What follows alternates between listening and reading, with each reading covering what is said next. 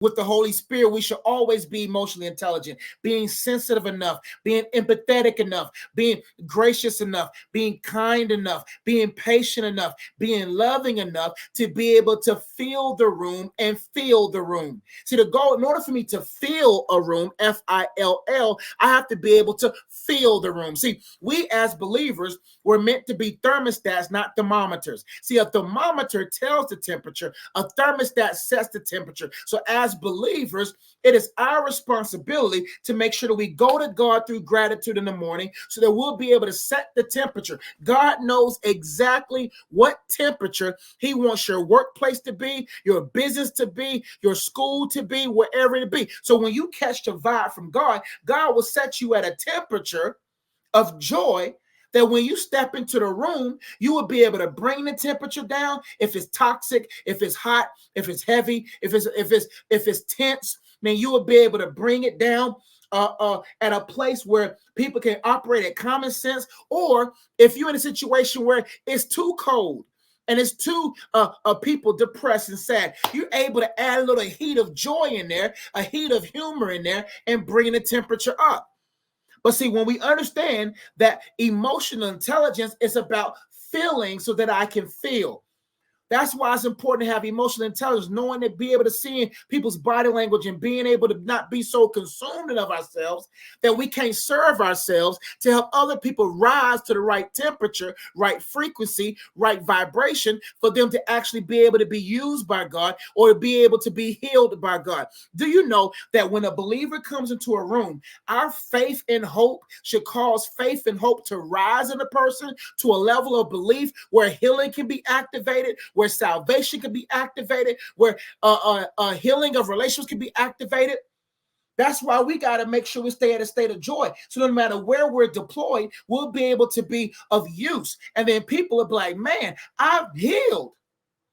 like my mind is being renewed just by being around a person who has high EQ. And I'm going to do a video on emotional intelligence a little bit later. It says this can include challenges in understanding, managing and effectively using one's own emotions. So basically, what causes some people not to be able to regulate their emotions is because, number one, they lack emotional intelligence. They're blinded by their own selves to be able to see the needs of others. Number two, it says includes challenges and understanding. Some people just don't understand. Some people haven't really were taught how to understand the needs of others.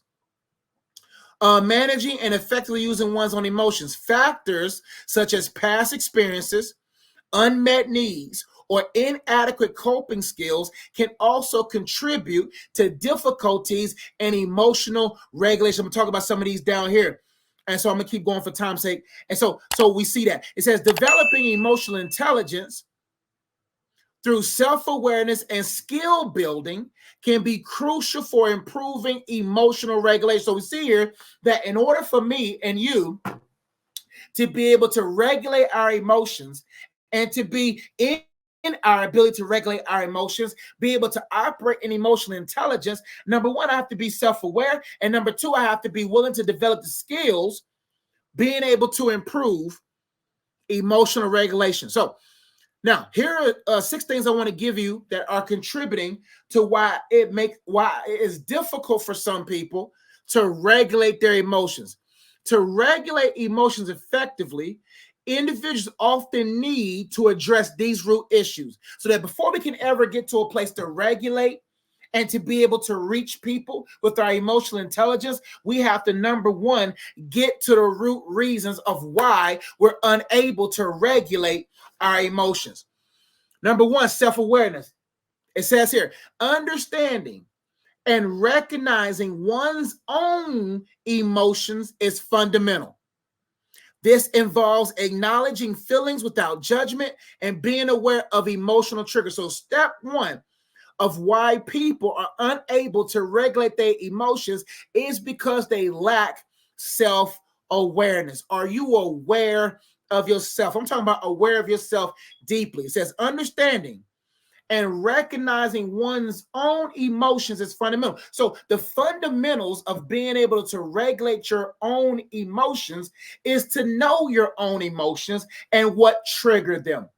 See, a lot of us, the reason why it's hard for us to heal emotionally, because we were children when we were most wounded.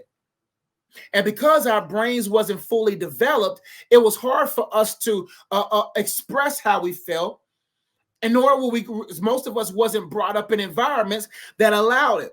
And so a reason why it's hard possibly for you to regulate your emotion is because you are not self-aware.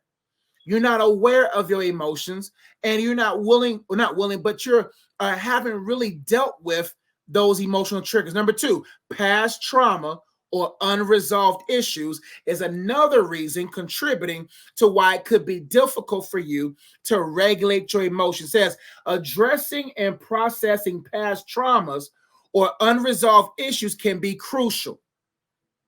Unattended emotional wounds may resurface and hinder effective emotional regulation. So, what happens when you're in a situation in your marriage and you guys are in an argument, and one of the words that was spoken in the argument triggered an unresolved issue that had nothing to do with the current issue or the individual that you're in argument with, and all of a sudden it sprouts out and resurfaces. And now you're saying something that you regret because you never took the time to clean out that other issue. So what are those past traumatic experiences you've yet to give to God and really deal with thoroughly to ensure that they don't resurface? It says unattended emotional wounds may resurface and hinder effective emotional regulation. So you got to think about, what are all those emotional wounds? Who wounded you? When were you wounded? Those are two key questions you have to ask yourself. Who wounded you? You got to go back and say, man, who really wounded me? Some of us, we're trying to overcome the last person that wounded us, but the only reason why that person had access to us because we never dealt with the first person that wounded us, whether it's a parent, whether it's an adult figure growing up, whether it's a coach, whatever happened in your formative years is hindering you from being formative when it comes to your emotions. So that's something to think about. What unresolved issue is causing current issues in your life? Number three, cognitive patterns. Identifying and challenging negative thought patterns or irrational beliefs can help reshape cognitive responses to situations, contributing to improved emotional regulation. So that basically saying a lot of people are not mentally in the place, poised mentally enough to be able to really think the situation through. How you train your mind will determine how you handle things in time. And a lot of us, our minds are just so influenced and our minds just do what they do that we really haven't taken the time to train a mind that thinks things through to even see if it's even worth me being in my feelings about. How many of us have been guilty of being in our feelings about a situation, and then after the dust has settled and the emotions has went back to their corridors, then we begin to see, man, maybe I shouldn't have pushed that door. Maybe I shouldn't have said that. So we have to develop cognitive patterns that are able to think things at a certain rhythm, at a certain cadence, to ensure that we're able to look at a situation from 4 different angles in a matter of seconds. And for instance, for me, I have installed in my mind, Josh, get home safely. It doesn't matter who I'm in an altercation with. Now that I have a wife and a daughter, my mind immediately goes to, it ain't worth it, get home. So it doesn't matter who calls me out of my name or whatever. I have cognitively installed a pattern that says, Josh, nothing is worth you finding out if you will never make it home. That's something, especially as a man in this world. Number 4,